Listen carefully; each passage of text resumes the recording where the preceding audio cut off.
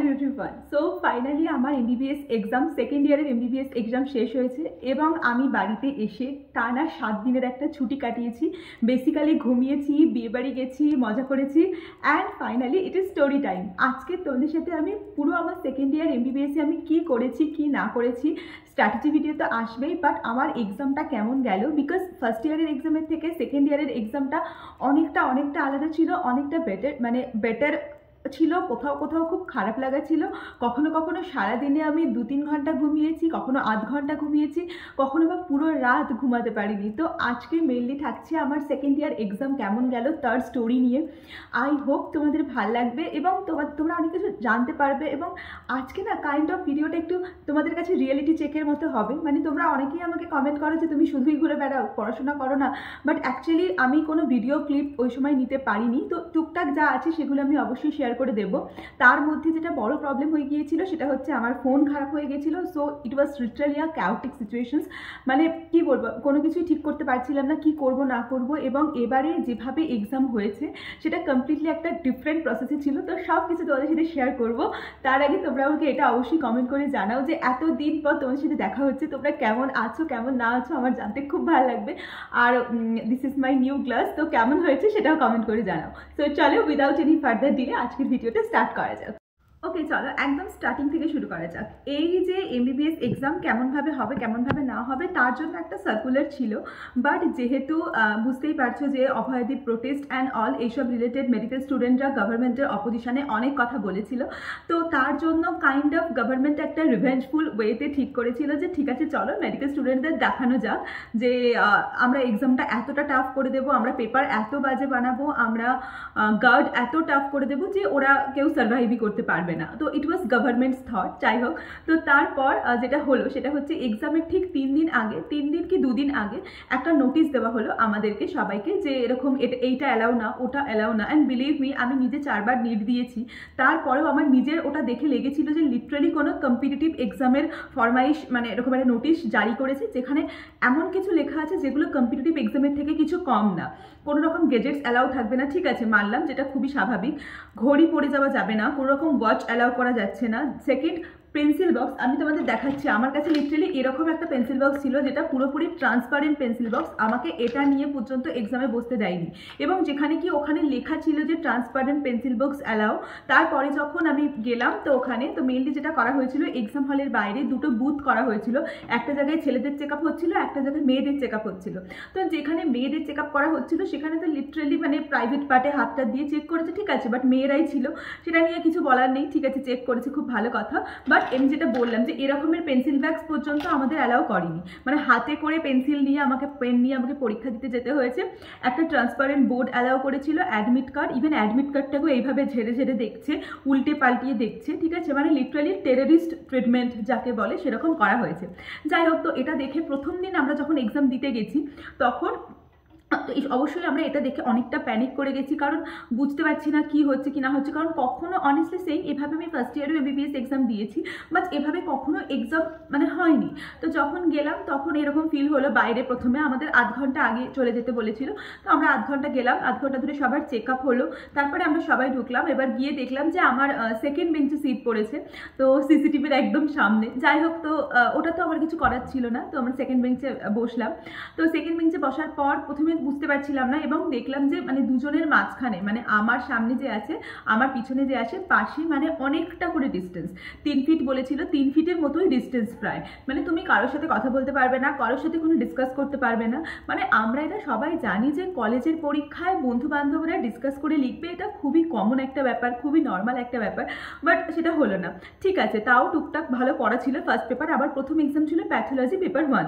তো pathology paper 1 যখন দিতে গেলাম তখন তাও ওরকম কিছু ফিল হয়নি, কারণ পেপারটা আমার পার্সোনালি অনেকটা কমন এসেছিল, মানে আমি অনেকটা কমন পেয়েছিলাম।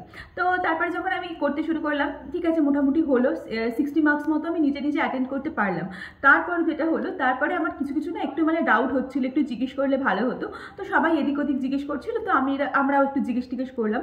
বাট যখনই আমরা কথা বলা শুরু করলাম, একজন দুজনকে একটু জিজ্ঞেস করা শুরু করলাম, তখন যেটা হলো সেটা হচ্ছে ইউনিভার্সিটি থেকে ফোন করা শুরু করলো এবং ফোন করে বললো যে ও এরকম ইয়ে করছে, ও হচ্ছে মাথা ঘোরাচ্ছে, ও পিছন ঘুরিয়ে এরকমভাবে মুখ ঘুরিয়ে কাউকে জিজ্ঞেস করছে বা পাশ থেকে কাউকে ডেকে জিজ্ঞেস করছে, তো ওকে তুলে দাও, ওর জায়গা চেঞ্জ করে দাও। ঠিক আছে, তার আগে এটা বলি, আমাদের টোটাল 6 জনের মতো, হ্যাঁ মানে 5 জনের মতো ইন্টারনাল এক্সাম, মানে 5 জনের মতো ইন্টারনাল ছিল, মানে 5 জন ইন্টারনাল গার্ড ছিল আর 2 জন এক্সটার্নাল গার্ড ছিল, মানে টোটাল 125-এর জন্য 7 জন গার্ড দেওয়া হয়েছিল।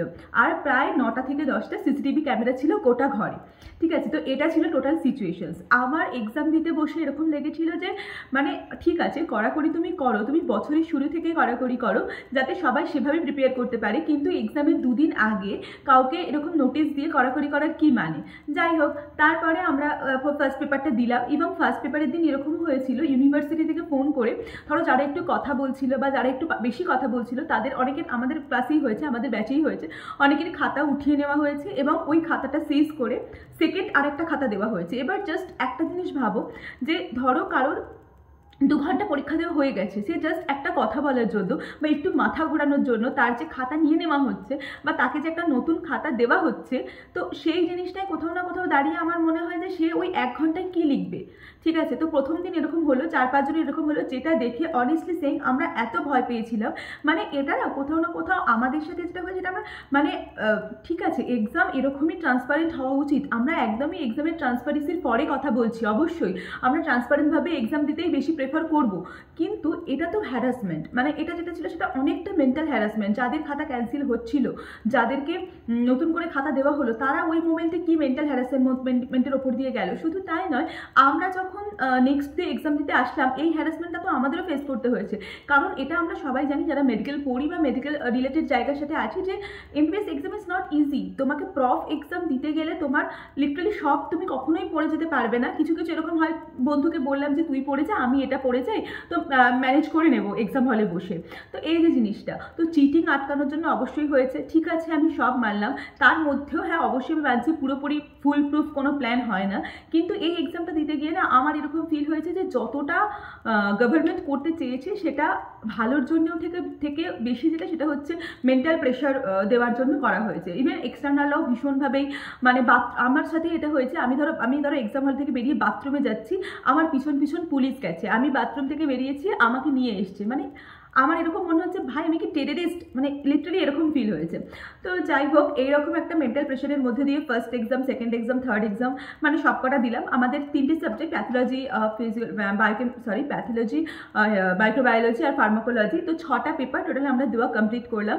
তারপরে শুরু হলো ভাইভা। ফার্স্ট ইয়ারে অবশ্যই ভাইবার জন্য অনেক কষ্ট হয়েছিল, কারণ ফার্স্ট ইয়ারে না ভাইভাটা অনেক মানে টপিক, মানে অনেক রকম জায়গা থাকে, মানে শুধু থিওরি ছাড়াও আরও অনেক জায়গা থাকে, অনেক প্র্যাকটিক্যাল থাকে যেগুলো করতে হয়। বাট সেকেন্ড ইয়ারের ভাইভাতেই অনেকটা ব্যাপার ছিল, আর সেকেন্ড ইয়ারের আমাদের প্র্যাকটিক্যাল ক্লাসগুলো অনেক ভালো হয়েছিল, তো সেই জন্য অতটা অসুবিধা হয়নি। কিন্তু যখন থিওরি এক্সাম চলছিল লিটারালি মানে তুমি ভাবো, আরেকটা জিনিস তো মেন বলাই হলো না, যেটা কোশ্চেন পেপারের কথা, যখন এত টাফ গার্ড দিচ্ছি তখন কোশ্চেন পেপার তো একটু অ্যাটলিস্ট ঠিকঠাক আসা উচিত। বাট এমন কোশ্চেন এসেছিল, ধরো কোনো একটা চ্যাপ্টারের সবচেয়ে লিস্ট ইম্পর্টেন্ট টপিক থেকে কোশ্চেন আসছে, তাও 10 নম্বর 15 নম্বরে। আগের বছর মানে আমরা সাধারণত কী করি যে 2022-তে যে পেপারটা পড়েছে, মানে 2023-তে যেটা পড়েছে 2024-এ সেটা পড়বে না, সেটা ছেড়ে আমরা বড় কোশ্চেনের ক্ষেত্রে অন্যগুলো পড়ে যাই। বাট এটা হয়েছিল যে আমাদের 2025-এ ধরো আমরা এক্সাম দিলাম, 2024-এ যারা এক্সাম দিয়েছিল তাদের থেকে রিপিট এসছে, মানে প্রত্যেকটা পেপারে প্রিভিয়াস পেপার থেকে 30 নম্বর, কখনো 25 নম্বর, কখনো 20 নম্বর এরকম রিপিট এসছে, এবং এটা প্রত্যেকটা পেপারে হয়েছে। মানে তুমি যে সাজেশন করে আগের পেপারটা বাদ দিয়ে পড়ে যাবে সেটাও তুমি পারবে না। মানে লিটারালি একটা মেন্টাল হ্যারাসমেন্টের মধ্যে দিয়ে গেছি, যে জন্য আমি লিটারালি কিছু ভাবতে পারিনি। মানে এক্সাম শুরু হওয়ার আগেও আমি ভাবিনি যে এতটা মেন্টাল প্রেশার বা এতটা মেন্টাল হ্যারাসমেন্টের মধ্যে দিয়ে যেতে হবে। মানে লিটারালি প্রতিদিন সকালবেলা উঠে মনে হতো, মানে আমার তো আরও একটা ইনসিডেন্ট হয়েছিল আমার সাথে, যেটা মানে আমি না রাত্রেবেলা করে পড়তাম, তো শ্রেষ্ঠা আমার যে রুমমেট ও একটু তাড়াতাড়ি ঘুমিয়ে পড়তো 9টা-10টার দিকে, আর ভোরবেলা 3টে, 3:30, 4টে এরকম উঠে যেত। তো আমি তো একটু রাত অবধি পড়তাম, মানে এরকম হতো আমি ধরো 2:30, 3টে, মানে 3টে, 4টে অবধি পড়ছি, তারপরে শ্রেষ্ঠা ঘুম থেকে উঠছে, আমি ওকে বলছি তুই আমাকে 1 ঘন্টা পর ডেকে দিবি, ঠিক আছে? তো আমি 4টের সময় শুলাম, শুয়ে গিয়ে আমি 4:30-র সময় আবার ঘুম থেকে উঠে পড়ছি, মানে শ্রেষ্ঠা ডাকার আগেই আমার এতটাই প্যানিক হচ্ছে যে আমি উঠে পড়ছি, এবং উঠে পড়ে আমি আবার পড়তে বসে যাচ্ছি। এবার স্বাভাবিক এটা কতদিন চলবে, মানে প্যাথোলজিতে করেছি, লাস্ট এক্সাম ছিল ফার্মাকোলজির দিন আমার লিটারালি এরকম হচ্ছে, মনে হচ্ছে মাথা ঘুরছে, শরীর খারাপ লাগছে, আমি লিটারালি পারছি না, মানে এরকম ফিল হচ্ছে। তো একটা মানে এমবিবিএস স্টুডেন্টকে সে অলরেডি অনেক রকম প্রেশারের মধ্যে থাকে, অলরেডি পড়া অনেক বেশি, তারপরে এক্সাম হলে গিয়েও আবার এই প্রেশারগুলো ফেস করতে হয়েছে। তো আমার নিজের কোথাও না কোথাও এটাকে অনেকটা রিভেঞ্জফুল অ্যাক্ট লেগেছে। তো হয়তো এতটা না করলেও হতো, কারণ মানে কি বলবো, মানে যারা করেছে তারা তাদের পয়েন্ট অফ ভিউ থেকে করেছে, but at the end of the day আমাদের হাসি এটাই যে আমরা সার্ভাইভ করেছি।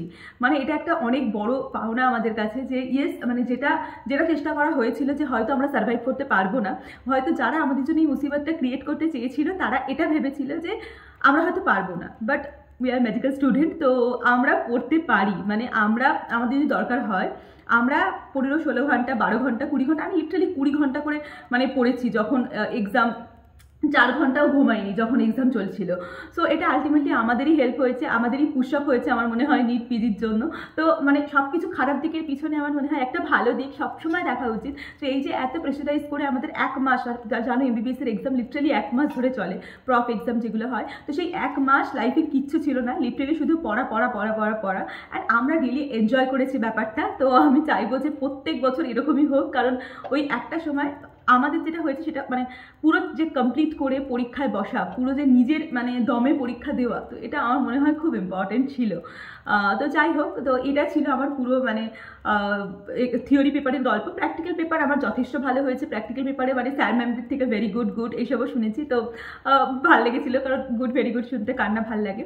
তো বাট যেটা হয়েছিল সেটা হচ্ছে এক্সামের পর সবার শরীর খারাপ করে গিয়েছিল, মানে জ্বর সর্দি। আমি তো যেদিন এক্সাম শেষ হয়েছে, আমার 22 তারিখ এক্সাম শেষ হয়েছে, আমি লিটারালি 22 তারিখ রাত্রে ট্রেন ধরে বাড়ি এসেছি। মানে 22 তারিখ রাত্রে না, হ্যাঁ 22 তারিখ রাত্রে আমাদের একটা পিকনিক ছিল, মানে ব্যাচ পিকনিক, তো সেটা করে 23 তারিখ ভোরবেলা আমি বাড়ি এসেছি। মানে আমার লিটারালি বাড়ি এসে আমি 2 দিন শুধু ঘুমিয়েছি। মানে আমার বিয়ে বাড়ি ছিল, জাস্ট উঠে বিয়ে বাড়ি গেছি সন্ধ্যাবেলা, তবে সারাদিন ঘুমিয়েছি, ঠিক আছে। মা বলছে চোখ মুখ বসে গেছে, মুখের অবস্থা খারাপ হয়ে গেছে, বাট যেটা হওয়ারই ছিল, কারণ 1/2 ঘন্টা 1 ঘন্টা 2 ঘন্টা ঘুমিয়ে তুমি সার্ভাইভ কী করে করবে। তো এটা আমার মনে হয় তোমরা আমার অ্যাজ আ ফ্যামিলি, শুধু অ্যাজ আ ফ্যামিলি বলে নয়, কারণ এই সেকেন্ড ইয়ারের এমবিবিএস এক্সামটা না আমাকে লিটারালি অনেক কিছু শিখিয়েছে। কারণ ফার্স্ট ইয়ার এমবিবিএস এক্সামের পর আমি ভেবেছিলাম যে সেকেন্ড ইয়ারে খুব ভালো করে পড়াশোনা করবো, অ্যান্ড অনেস্টলি সেই সেকেন্ড ইয়ারে খুব ভালো করে প্রথম থেকে শুরুও করেছিলাম। তোমরা দেখেছো অনেক ব্লগে, আর সবটা তো ব্লগে দেখানো যায় না, তো যতটা আমি দেখাতে পেরেছিলাম দেখেছি, বাট ওটার থেকেও অনেক বেশি পড়াশোনা স্টার্ট করেছিলাম। বাট মাঝখানে যখন অভয়াদের ইনসিডেন্টটা হলো, তখন না বললাম যে তোমাদের তো বলেওছি ভিডিও দিয়ে যে আমি না রেগুলার ভিডিও দিতে পারতাম না, আমার মানে মনের অবস্থা ঠিক ছিল না, কিছু ঠিক ছিল, কলেজে অনেক রকম সার্কামস্ট্যান্স ভালো ছিল না, তো সেই সব কারণের জন্য না ওই কন্টিনিউ পড়াটা একটু ব্রেক হয়। তো যাই হোক, আবার মানে কোনো ক্রমে এক্সামটা মানে দিয়ে এসছি, অ্যান্ড ভালো হয়েছে, মানে বলতে পারবো না যে খারাপ হয়েছে, ভালো হয়েছে, এবং আমরা সবাই খুব ভালো দিয়েছি। এখনও রেজাল্ট আউট হয়নি, তো আমি ভগবানের কাছে বা গড আল্লাহ বা তোমরা যারা আছো, যে রিলিজিয়ান থেকে আমার ভিডিওটা দেখছো, তো আমি বলবো আমাদের মানে গোটা 2022 ব্যাচ, কারণ আমরা হচ্ছে গোটা একাডেমিক সেশনের ফার্স্ট ব্যাচ যারা এইরকম কারিকুলামের মধ্যে পরীক্ষা দিলাম। এরপরেও আমাদের ইমিডিয়েট সিনিয়ররা দিয়েছে, 21 ব্যাচ দিয়েছে, 20 ব্যাচও দেবে, বাট আমরা যেহেতু এটা প্রথম ফেস করেছি, তো আমার মনে হয় লিটারালি অনেক গার্ডসের সাথে ফেস করতে হয়েছে। তো তোমরা প্লিজ আমাদের জন্য একটু প্রে করো, আমাদের সবার রেজাল্ট যেন ভালো হয়, আমরা যেন মানে লিটারালি পাস করে যাই সবাই, কারণ এমবিবিএসে পাস করাটা খুব বেশি ইম্পর্টেন্ট। তো সাপ্লি যেন কারণ না আসে, কেউ যেন ফেল না করে যায়, এটা আমি সবসময় প্রতিদিন ভগবানকে বলছি। তো তোমাদের কাছে রিকোয়েস্ট, তোমরাও প্লিজ আমাদের জন্য একটু প্রে করো। জানি না এই ভিডিওটা কারা দেখছো, হয়তো এমবিবিএস স্টুডেন্টও তোমরা দেখতে পারো, বা তোমরা হয়তো নিট অ্যাসপিরেন্ট আছো, তো যারা আছো তারা অবশ্যই আমাদের জন্য একটু প্রে করো। আমি এই স্টোরিগুলো, ইনসিডেন্টগুলো মনে হয় তোমাদের সাথে আবার শেয়ার করা খুব দরকার ছিল, তাই করলাম। আর বাকি আমাকে তোমরা আরেকটা সাজেশনও দিও, কারণ আমি মানে যেমন আমার এই যে জিনিসগুলো আমি করবো ভেবেছি, এই যে ধরো তোমাদের সাথে স্ট্র্যাটেজি ভিডিও শেয়ার করা অ্যান্ড অল, এটা কিন্তু চলতে থাকবে, কারণ অলরেডি নিটের কিন্তু আর বেশি দিন বাকি নেই। তো এই লাস্ট মোমেন্টে কোন স্ট্র্যাটেজিগুলো সবচেয়ে বেশি দরকার, কোন স্ট্র্যাটেজিগুলো সবচেয়ে ইম্পর্টেন্ট, তো সেটা তোমাদের সাথে অবশ্যই শেয়ার করবো। বাট তোমরা আমাকে এটা নিয়ে সাজেস্ট করো। আমার নিজের পার্সোনালি আমি মানে এই কদিন যে আমি বন্ধ ছিল আমার এক্সামের জন্য, তো আমি তোমাদের থেকে প্রচুর মেসেজ পেয়েছি ইনস্টাগ্রামে স্পেশালি, দিদি ব্লগ কেন আসছে না, দিদি ব্লগ কেন আপলোড করছো না। তো ব্লগ কি আমি এই চ্যানেলেই আপলোড করবো, না আমি অন্য কোনো চ্যানেল বানিয়ে অন্য কোনো চ্যানেলে আপলোড করবো, সেটা তোমরা আমাকে অবশ্যই কমেন্ট করে জানাও, কারণ I am really confused, and আমার যত কনফিউশন আমি তোমাদেরকে জিজ্ঞেস করি আমার শর্ট আউট হয়ে যায়। তো আমি সেটাই চাইবো যে তোমরা আমাকে একটু শর্ট আউট করতে হেল্প করো। আর MBBS exam it was really fun. আর মানে অনেকে ভেবেছিল যে অনেক ক্ষতি করবে, অনেকে ভেবেছিল যে অনেক রকমভাবে জব্দ করার চেষ্টা করবে। এখনও রেজাল্ট বেরোয়নি, তাই কিছু বলতে চাইছি না, বাট হয়তো কোথাও না কোথাও গিয়ে তারা অনেকটা সাকসেসফুল হতে পারেনি। কারণ অনেস্টলি সেই আমরা সবাই পড়াকু বাচ্চা, আমরা সবাই পড়ে নিজের যোগ্যতায় মেডিকেল কলেজে চান্স পেয়েছি, এবং যদি সিচুয়েশন সেরকম আসে আবারও পড়ে গোটা এমবিবিএস পাস করার ক্ষমতা আমরা রাখি। তো যাই হোক, ব্যাস এটাই তোমাদের কাছে বলার ছিল আর তোমাদের সাথে শেয়ার করার ছিল। আর আমি ব্লগ ভিডিও বা কিছু অন্যরকম কন্টেন্ট, মানে আমার পার্সোনাল লাইফ রিলেটেড কন্টেন্ট কিছু শেয়ার করতে চাই, সেটা কোথায় শেয়ার করব সেটাও তোমরা আমাকে কমেন্ট করে জানিও।